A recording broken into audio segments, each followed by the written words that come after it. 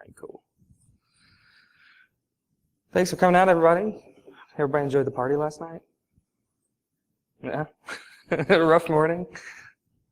Appreciate you guys sticking in there all the way to the end. So this is intro to mobile device testing. Who in here has ever done any mobile device testing, pen testing, iOS, Android? Cool. Awesome. So my name is Damian Profancik. I'm a senior security consultant with NCC Group. This is my contact details if you'd like to get a hold of me.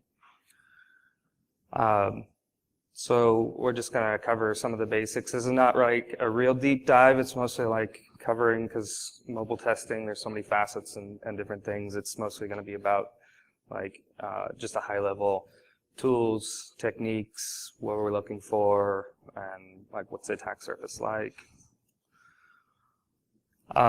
So I'm mainly going to focus, I have Windows Phone up here, but I'm mainly going to just talk about iOS and Android. I don't see a whole lot of Windows stuff in my assessments, but I do a lot of iOS and Android testing. So,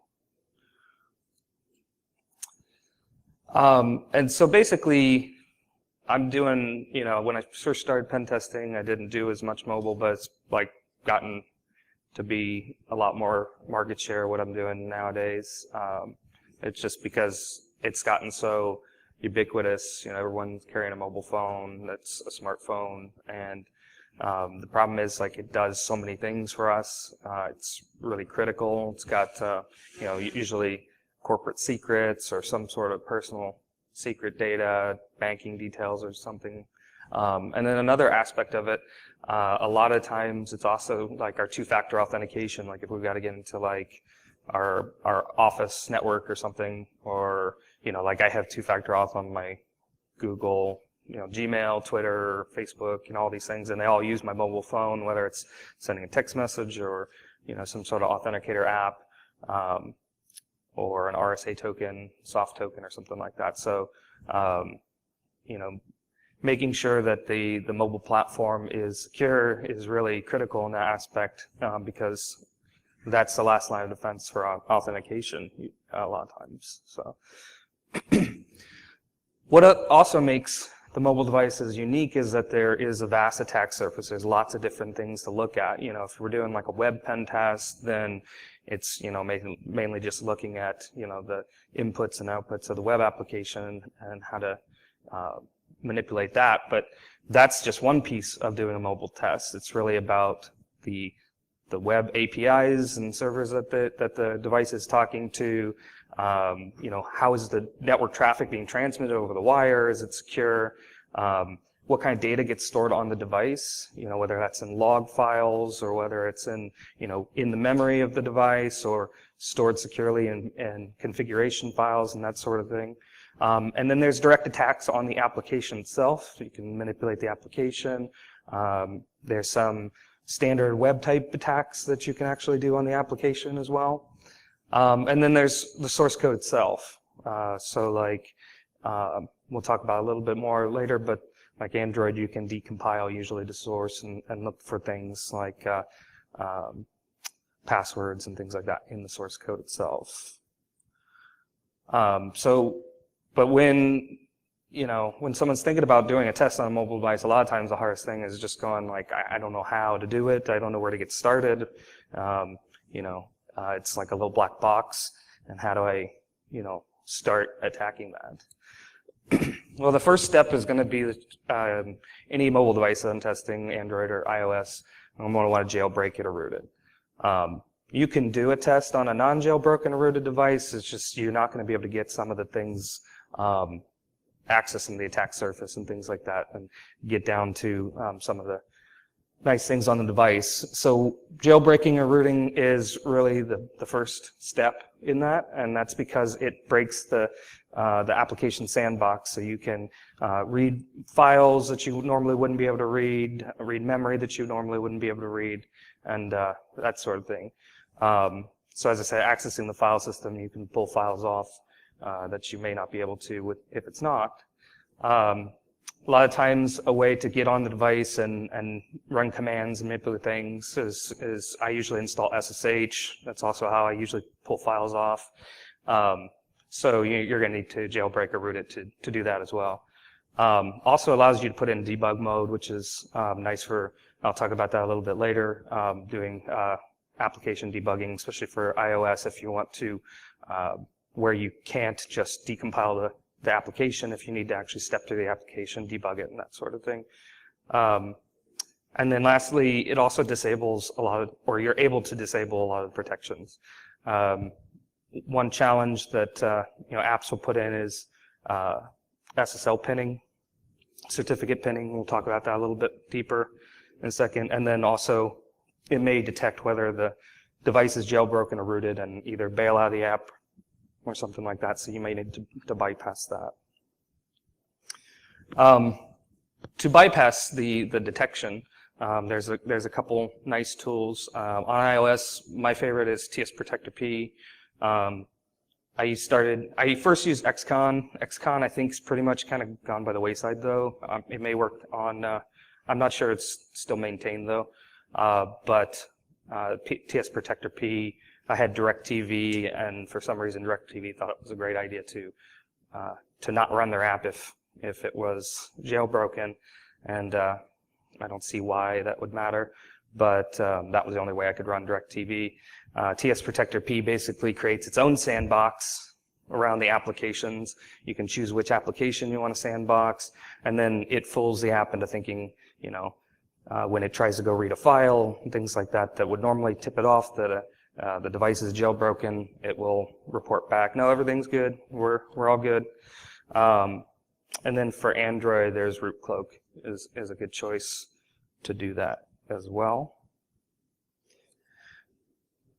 From a network perspective, who's done web pen testing? Web pen testers, okay. So Burp Suite's my favorite proxy. I live in that 99% of the time. You could use OWASP, or if you're a Windows guy, you could use Fiddler. But from a web perspective, it's really just like doing a web test. You're going to want to intercept the traffic. You're going to want to profile all the APIs that it's calling, look at all the inputs, and start attacking those. There's a couple key steps, though, that are different from a web application that you'll have to do in order to intercept that traffic, though. One step, so again, I like Burp Suite, so all my references are Burp Suite references, but one important thing is, by default, Burp Suite's going to listen on the local host only. You want to switch that to all interfaces so that you can listen on the same wireless network as your mobile device. The next step is you're going to also want to install the CA cert on the device, because apps are you going to profile the SSL and check it when it tries to launch, and it's not going to work usually if you don't have the certificate on the device. So in Burp Suite, you can go to the page, you can download the certificate, and then you want to then install the certificate on the device. And once you have that, then it's a trusted CA on the device, and then you can start intercepting traffic. The next step that's going to be the challenge is then how do you get the traffic to Burp? And there's several different ways and methods. Some apps are more finicky than others, and so you might have to try a couple different methods. So the easiest way is just in your Wi-Fi settings. You can go in, just set up your proxy, and redirect to your box that's running Burp or whatever your proxy of choice is. This works most of the time, and this is the easiest way. If this doesn't work, there's another method. And Android, I think you have to install some extra stuff to try to do this, but on iOS, you can just set up a VPN server on your laptop. Like on my Mac, I use VPN Activator. It just sets up a little PPTP server, and then in that, like for example, on iOS, when you just set up a VPN on your phone. You can also set proxy settings inside that. So then everything that just forces everything over the tunnel for the VPN. I've had to fall back to this a couple times. There is one other method that's, I've never actually had to use it on a mobile device. I usually only use it when I'm testing like a thick client application, and that would be, you'd find out what APIs, what the host that your application is going out to, what the IP address and what the host name is, and then you can set up in your like hosts, etc hosts file on your laptop that's running burp, you would put, say that's going to localhost. So when it resolves that, it goes to localhost. Then in burp proxy, I apologize I don't have slides because this is a little complicated, but I've never really had to use this. But in burp proxy, this one here, under request handling, you can switch that to what's called transparent proxy, and then you can also then put in the host name where it's going to go, and then point that out to the real IP address. So when it resolves, then it's all transparent. But I've only had to do this with thick client applications, never mobile. So you probably won't ever run into that. So certificate pinning is the next challenge that you'll have to get past when you're doing a test. So it's great, you've installed your certificate, it's a trusted CA, but a lot of apps that's becoming more popular are going to actually pin to the server that it's coming from. So even though burp is auto-generating certificates that should be trusted, essentially what the pinning is doing is saying, I know my real cert, and here's the thumbprint of my real cert, or the hash, and that's going to be hard-coded in the application. And what it's going to do is when it goes to try to make a connection to the server it's supposed to be talking to, it's going to compare those two, the hash that's hard-coded and the hash of the cert that it got, and if those don't match, then it's going to bail out. And of course, burp's not going to match the certificate that burp's generating. It's not going to match that hash. But what we can do, now that we've jailbroken or rooted the device, we can install software that basically hooks the device, those APIs that call out and check any SSL settings, and completely just, this is not the SSL server you're looking for, and basically just says everything's okay, just kind of like with the jailbreak and root detection. So on iOS, my favorite is SSL Kill Switch, which is actually written by ISEC Partners, NCC Group subsidiary. Snoopit also, we'll talk about Snoopit a little bit more here in a minute, but it also has the ability to bypass certificate pinning. And then on Android SSL Trust Killer, also an application that we wrote. It's helpful for that. So, as I mentioned, doing the network side of things or the web API side of things for the mobile device is pretty much the same as if you were doing pen tests for a website. You're going to be looking for that WASP top 10 type stuff, SQL injection, cross-site scripting type things. You're going to look at like session management. How are the APIs handling sessions? What kind of tokens are API tokens or cookies, or how is it doing the session management? Is it doing that the right way? What are the authentication authorization mechanisms like? And then looking also for logic flaws, just like you were doing a web pen test. And then also information leaks, like are there details being submitted in the URL, and that sort of thing. Things being transmitted without SSL over plain text, and that deal. And so then higher up on that is the network traffic, analyzing how is data going to and from the server over the APIs. As I mentioned, sensitive information in the URL. I was doing a mobile pen test a couple years back for a large bank in the Middle East, and the very first thing I noticed as soon as I got proxying up and running was that they sent the username and unsalted MD5 hash of the password in the URL. And I think it was over HTTP too. So neither of those are good. And not what you want to see in your banking application. So also, are things transmitted over HTTP? And then, like looking at the SSL TLS layer, is it you still using, well, any version of SSL? Does it have invalid certificates? Does it, and the invalid certificate is also a sign that the application's not doing proper certificate validation. The developers disabled it, which is also a risk. Weak ciphers, anything to RC4, and low cipher strength, that sort of thing.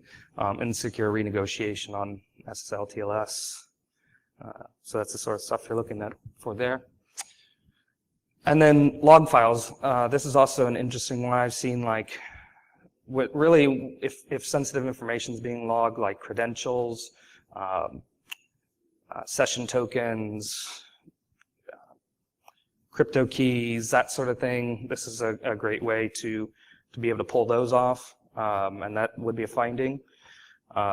Several different applications that I use here. So that would be on the logs. On the device, you're looking at like configuration files. You're going to look at like SQLite databases, plists for the configuration files on iOS, XML files for the configuration on Android. Looking at the keychain in iOS is also a really good place, whether they're storing things correctly on the keychain or if they're using the keychain at all. You can dump that. I generally recommend that data be encrypted and then put on the keychain and not rely on the keychain itself to be the encryption, because then you're relying on the user's passcode, or if they even have a passcode, then it wouldn't be encrypted anyways. Snoop it, and I got some screenshots here in a second, is a great tool we'll talk about. Intro Spy, also a great one, very similar to Snoop it. We'll talk about that a little bit deeper as well. So one of my favorite tools for iOS is iFunbox.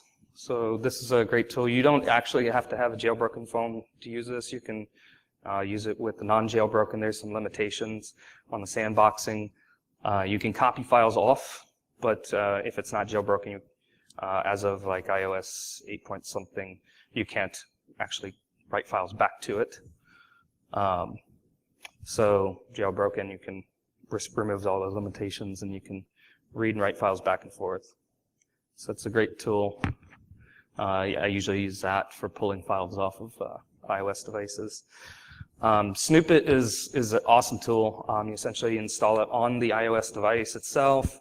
You tell it what apps to monitor, and then on your machine, you just browse to the IP address of the device, port 12345, and then you can look at things like it'll log any file system access, it'll log any keychain accesses, and like APIs that it's calling, any network calls that it's making, crypto type stuff. So this is a really great tool. I actually use this for a non-pen test function. My previous job, I had forgotten, I needed to know my password at my previous job, and I couldn't remember what it was, and we used Link for that, and so Link saved my password. And so I was able to actually use this tool to pull it up, go to keychain, and it showed me like, oh, here's your password. Oh, sweet. So that was helpful. Another tool that ISEC and NCC Group wrote is IntroSpy. There's a version for iOS and Android.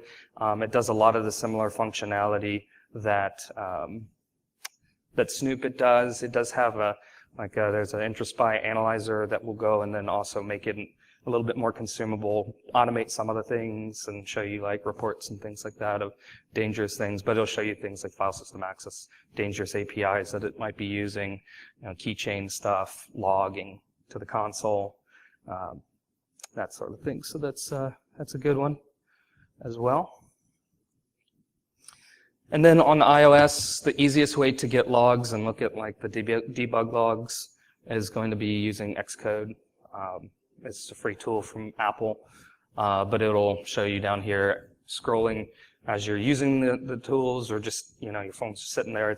There's stuff doing things all the time, but you can then pick out Like it'll tell you which app is doing whatever, and you can pick out and look for things like, is it writing credentials out to log files? Is it, because app developers usually have that turned on in debug mode, but shouldn't be spitting those things out in a production app that's not in developer mode or debug. And so that would be a finding as well. On Android Studio has an Android monitor tool that can also show you the logs as they spit out and show you, you can kind of look for things that would be fishy there as well. On iOS for device memory, as I mentioned, iOS apps, you can't just decompile them and reverse them, so you have to turn to more traditional reversing, debugging type things. And so GDB, which is the popular debugger, is good and useful for that. So that's another reason why you'd need to have your device jailbroken, because you wouldn't be able to do that without that. ADB is usually what I use if I'm on Android, but GDB works as well on Android. And then there's some other neat things also in Android Studio, as I mentioned, where you can dump the heap and like get memory captures, and you can then scan through memory for things that you would need to access there. So, you know, when we're looking for data on the device, whether that's log files or in configuration files and things like that, what we're looking for is things like credentials, encryption keys, session tokens, PII that's unencrypted, and maybe like a SQLite database. I was testing another app where for some reason, it would go and download the entire customer database, not just for your store. It was a little payment app, but the whole entire customer database, all that PII. So it had everyone's address, name, email address in a SQLite, unencrypted SQLite database on the device. So that wasn't great. Cache data, this one also, I was just doing a test for a large bank just recently, and they actually had an incident where, it was just like a year or two ago, where they got raked over the coals by Wall Street Journal, saying that their app was logging like sensitive information, credentials, or session tokens, something like that, in the cache data. And so we were in there doing a pen test and a review for them, and they had remediated that.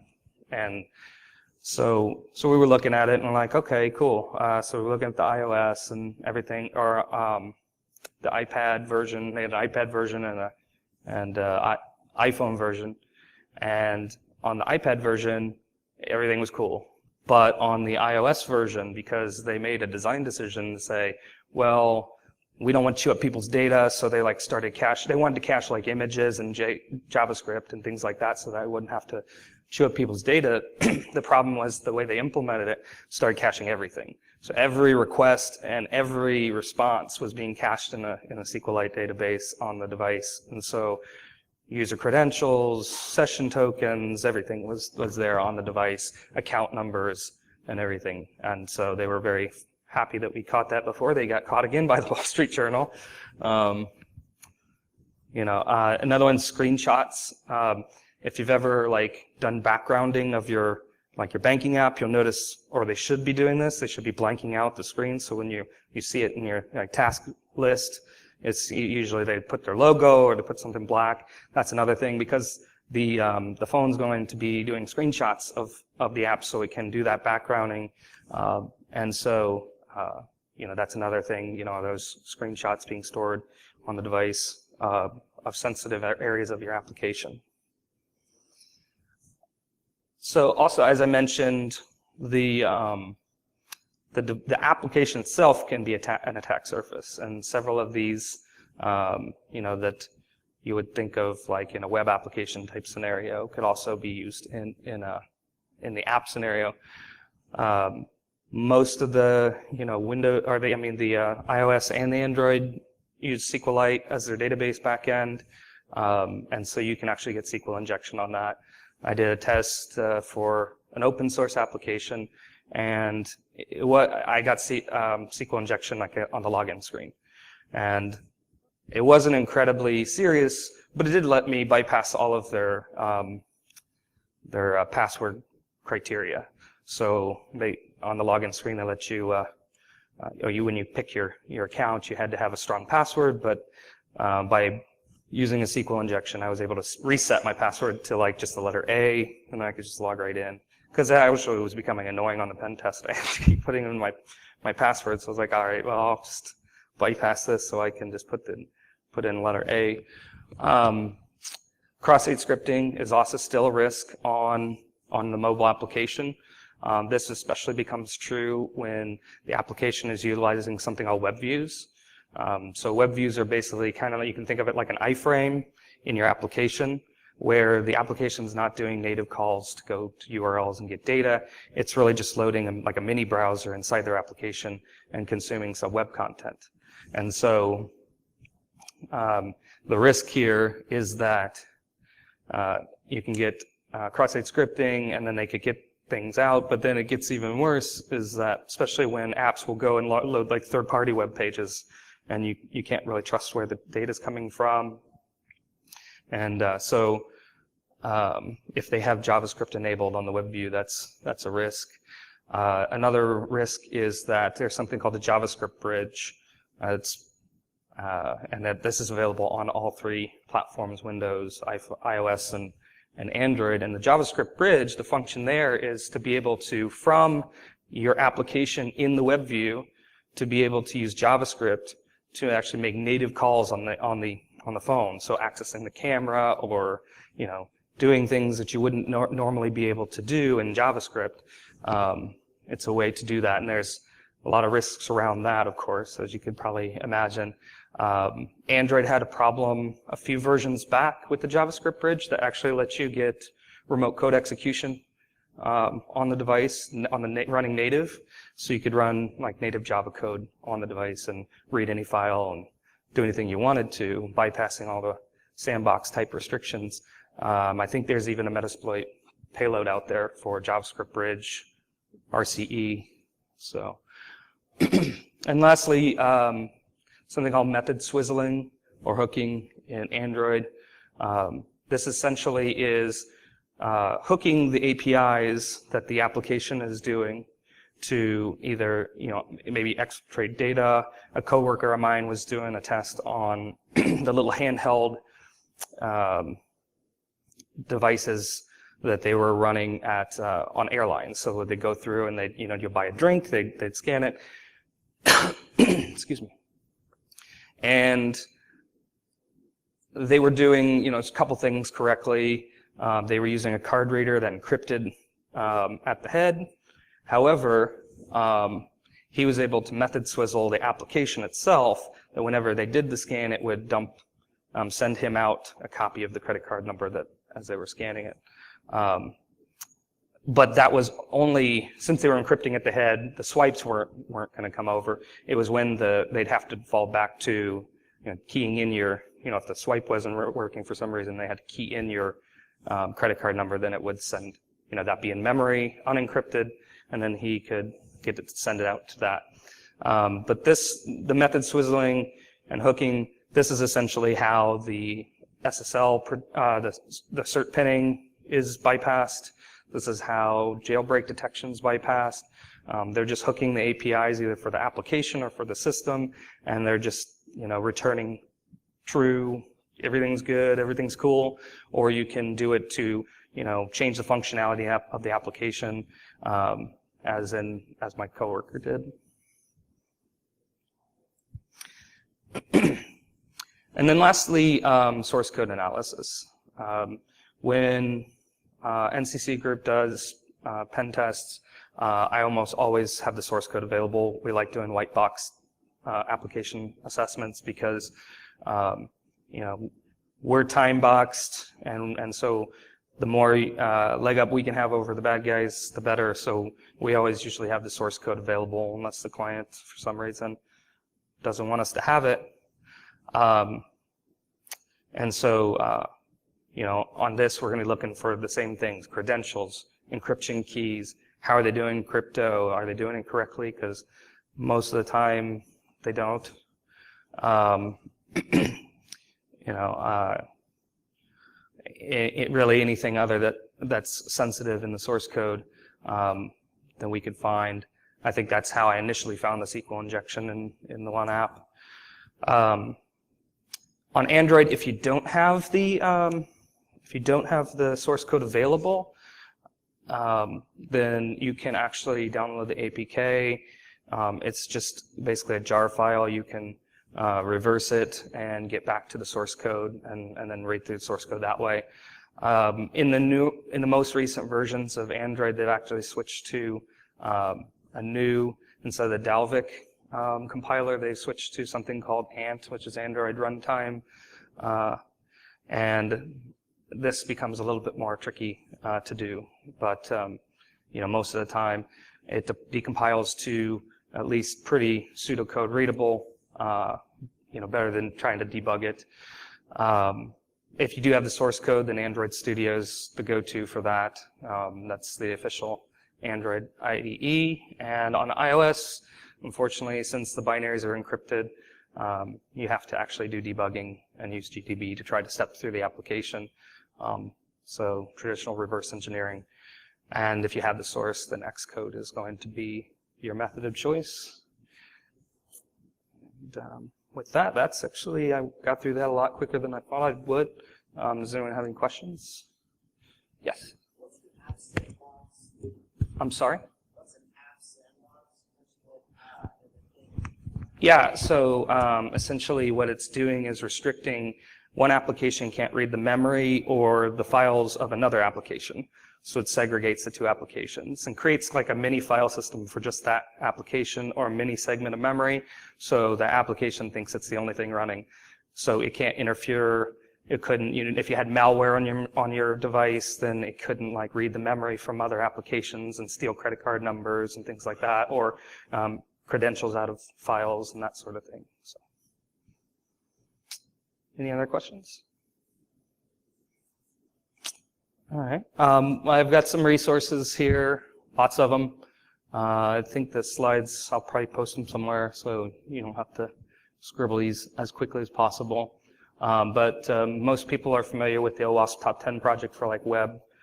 There's a mobile version as well. They also have some good cheat sheets as well on there for testing Android and iOS. I listed a lot of the tools I talked about. I didn't mention SSLIs. That's good for if you want to like analyze the SSL TLS configuration of your web server. It'll tell you, you know, what cipher suites are supported, what SSL versions are supported, if there's, you know, TLS renegotiation, any other flaws and vulnerabilities like that. That was also originally written by ISEC, and you know, Burp Suite, and a lot of the Android tools as well. For iOS, here's a list of the different iOS options and tools.